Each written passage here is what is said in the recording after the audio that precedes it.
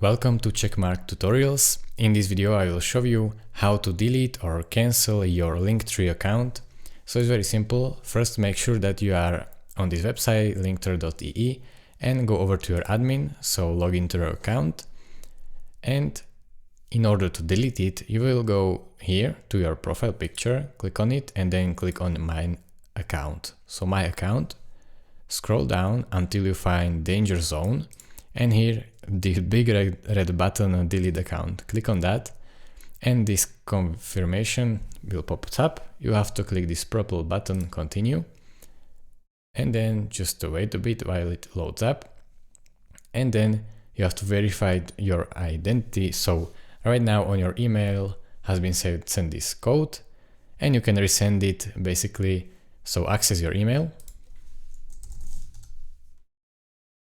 and as you can see, here is the code. So I can copy it, but as you can see, it already, I can resend it. So I will send a new one. It should pop up right here. So there it is, this one. So just copy it, press Command C, go here and paste it.